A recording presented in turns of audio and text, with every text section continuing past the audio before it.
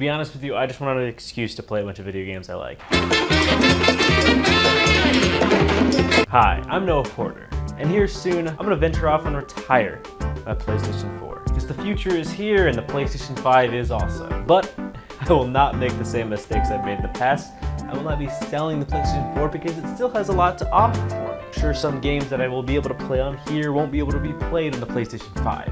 And I don't want to sell it because I don't want to have to go back in a couple years and rebuy everything that I actually wanted to play on the PlayStation 4. And with that being said, I thought now more than ever was a great time to look back at all of the games that I loved inside the PlayStation 4 era. Now, I'm considering the PlayStation 4 era to be anything that was released while the PlayStation 4 was out until the PlayStation 5 was released. Now, some of these games aren't PlayStation exclusives, they were just released in the same time frame. Other than that, the rules are I just had to have played them on the PlayStation 4 when they came out. They don't have to be the best storytelling or the best combat or the best graphics. They are just specifically my favorite games to come out of this short span of years where the PlayStation 4 ruled as the king of consoles. And obviously, there are tons of games that I have missed throughout this era, but we'll get into that later. First, we need to go through, obviously, our honorable mentions.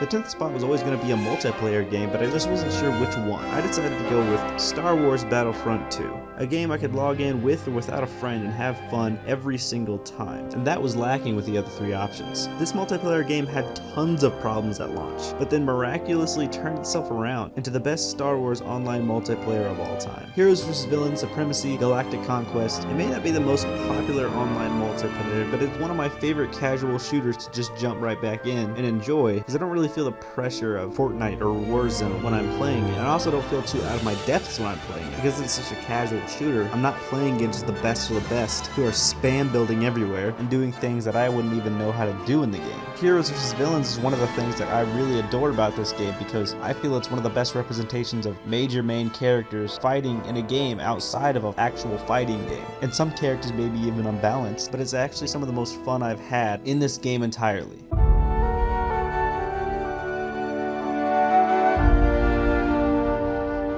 Outer Worlds may not be as high on this list as I think it deserves, but today it is facing some fierce competition. Made by the developers Obsidian, who worked on things like Fallout New Vegas, The Outer Worlds is an RPG set in space, with a ridiculous plotline and equally ridiculous characters and crazy sci-fi weapons. You can definitely tell that this game was made by people who worked on Fallout New Vegas, but you can also tell that this game is not a AAA game. It doesn't have the biggest budget, it's not the biggest, the most expensive, most revolutionary 4K amazing experience on this entire list. But this is the game that I had a lot of fun playing and just existing in the world, fighting giant space gorillas, or just looking up at the sky, looking into space, or shooting up the corporate empire at their front door. I love all the choices you can have for your companions, and to be able to take more than one companion on a journey, and to choose basically how they fight and approach situations. If you want a game that really makes you feel like a guardian of the galaxy, this is the game for you.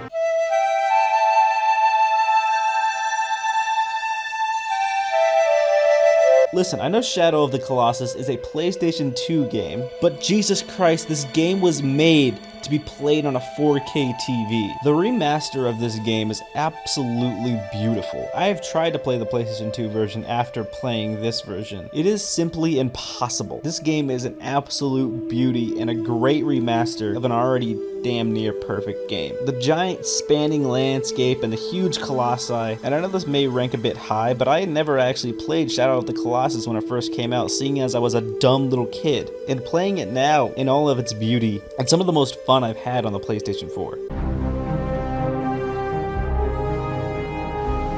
The revamp of the Hitman franchise has been so much fun, with all the goofy ways you can kill people and the freedom to take any mission in any direction you want. Drown someone in a toilet, drop a building on, drive a train through them, push a dad off of a ledge onto a racetrack where he hits his daughter's car and crashes and kills both of them, and you complete the mission and fly away like a fucking flamingo. Scare him into a hidden bunker and throw a proximity mine down there. Run and gun and kill everyone in sight. Go as stealthy as you want, go as loud as you want. The choice of freedom in this game makes this game endlessly replayable with all the exploration you can do in each destination. And though I haven't played 3 yet, I am very excited to get my hands on it once I do.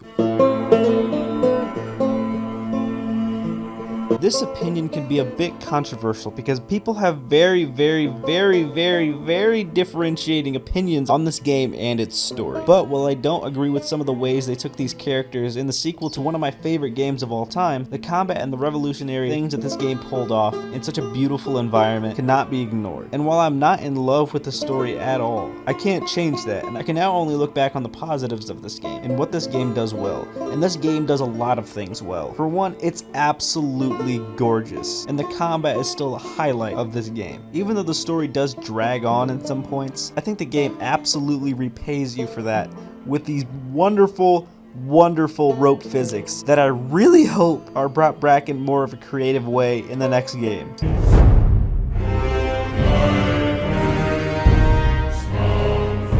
Speaking of massive, beautiful fucking worlds, the journey that Kratos and his son go on the revamp of God of War is something that I did not think that I was going to be as into when I first loaded the game. The combat is fun, the characters are fun, the world is beautiful, the world's serpent is my favorite character of all time, and I'm absolutely in love with these characters in this world, and I'm so excited to see what God of War Ragnarok has in store, and where this entire new series for God of War will be taken.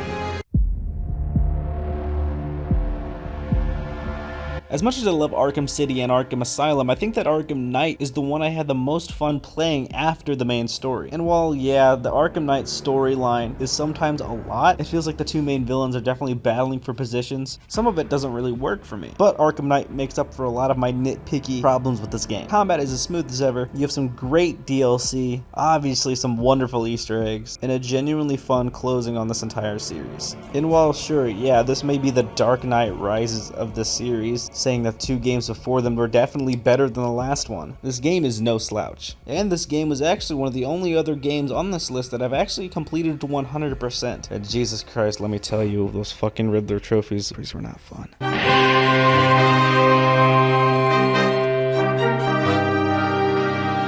Red Dead Redemption 2 is another wonderful world that I just love to exist in. It has an excellent story and absolutely immaculate characters, though its gameplay and mission design is very outdated. Its characters in its open world and exploration in the game is what has kept me coming back to this game even after I've finished it.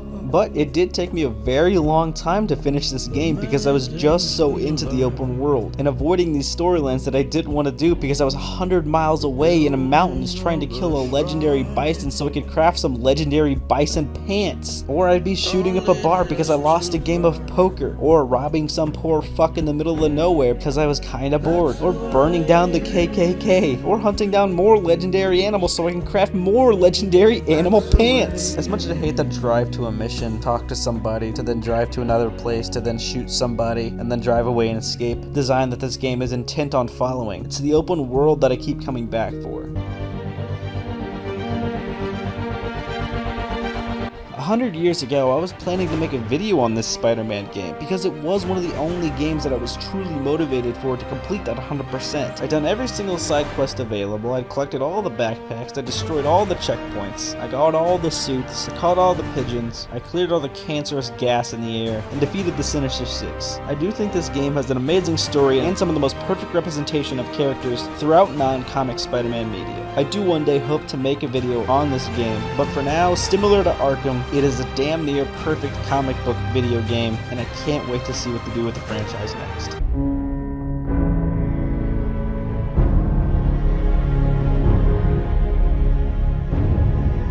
Eventually, I definitely want to get all of my thoughts out on this game because it does sit as probably my #1 game of all time, but that's a list for another day, so I'll keep it brief. I understand the game has tons of issues and flaws, and I have accepted those, and I have focused on what I enjoy about the game. Its crazy locations, its wonderful visual storytelling, the immersive lore packed behind this desolate wasteland with some amazing creatures and amazing companions and settlement buildings. Insert joke about Preston Garvey here, the fucking robots you can build, and last but not least, the modding community that keeps this game alive and keeps me coming back to this game, because I know that there's so much more, because I know I can change this game to whatever I want it to be and make it more immersive and endlessly replayable. I have a ton of thoughts about this game, and I don't want to blow them all here, but just know there will be a future Fallout 4 video that I will make, but just know it is my favorite game from the PlayStation 4 era.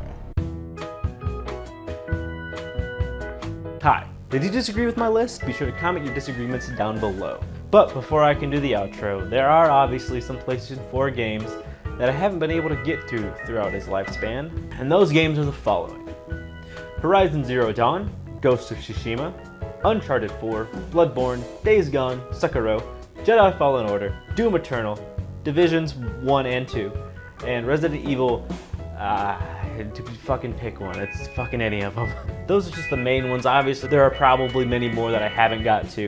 But with that all being said, I've been Noah Fortner. Thank you for watching. If you want to watch more videos of mine, be sure to watch the last video right over here. And if you want to be updated on all the future content I'm putting out, be sure to subscribe right over here. Other than that, stay safe out there, have a nice day, and get your fucking vaccinations.